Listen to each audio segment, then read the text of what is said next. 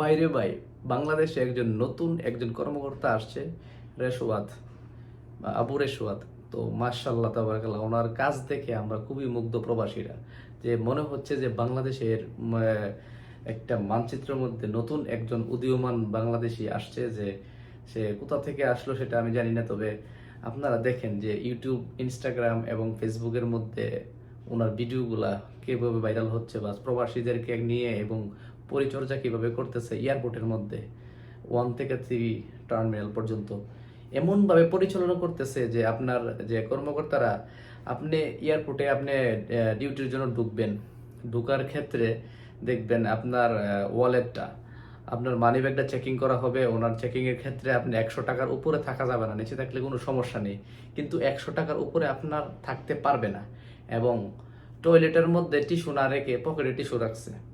তো এটার জন্য ফাইন এবং জরিমানা হবে। ওনার প্রথমত ওনাকে মাফ করে দেওয়া হয়েছে, দ্বিতীয়ত এবং যারা ড্রিঙ্কস এবং বিভিন্ন পানি আইটেম এবং বিভিন্ন জুস যে আপনারা বেশি দামে রাখতেছেন, প্রবাসীদেরকে হয়রানি না, শুধু এটা একটা ইন্টারন্যাশনাল লেভেলের এখানে এয়ারপোর্ট। এটা বিভিন্ন দেশের মানুষ আসে এখানে, এসে বিভিন্ন ড্রিঙ্কস খায়, পানি খায়, বিভিন্ন খাওয়া দাওয়ার পরে যদি এটার এমআরপি মূল্যটা দেখে আর আপনি যে বেশি রাখতেছেন, তার মানে বুঝবে যে দেশের সরকার এটাকে কোনো নিয়ন্ত্রণ করতেছে না, যে কোনো অফিসার এসে এটাকে কোনো ডিউটিরত ভাবে কেউ দেখতেছে না। তো তার মানে দেশের সরকার নাই, বা সরকার না থাকলে, মা বাপ না থাকলে যেভাবে চলার কথা, যে যেভাবে খাবে লুইটা পুইটা সেভাবে খাবে।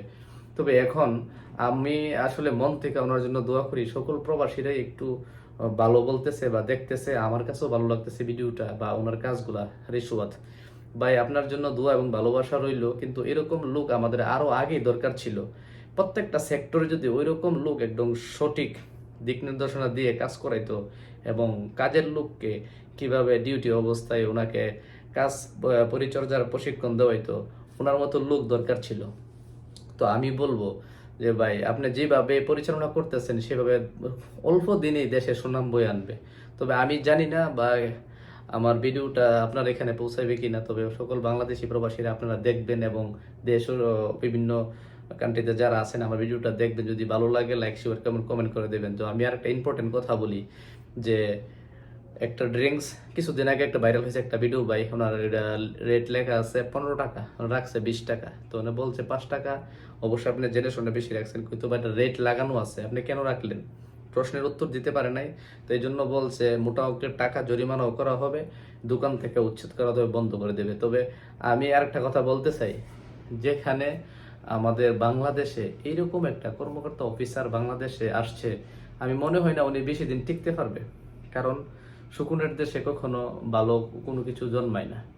তো আমাদের দেশে যত গুণী মানুষ আসুক, তার পেছনে লোক লেগে তাকে কিভাবে ধ্বংস করবো, তাকে কিভাবে মেরে ফেলবো, সরাই দিব, গুম করে ফেলবো, এরকম চিন্তা ভাবনা নিয়ে কিন্তু অলরেডি মনে হয় সাজাই লইতেছে।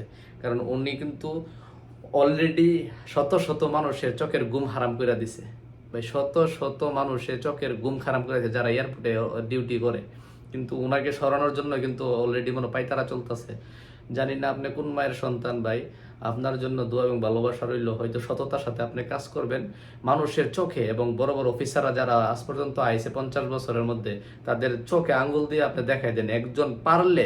একজন অফিসার পারলে, ম্যাজিস্ট্রেট পারলে সব সম্ভব। একজন ম্যাজিস্ট্রেট যদি পারে, ইচ্ছা করে যে আমি এটাকে সোনার বাংলা পরিণত করব, দুর্নীতিমুক্ত করব, অবশ্যই এটা সম্ভব। ওকে, ভালো থাকবেন, সুস্থ থাকবেন, আল্লাহ হাফেজ।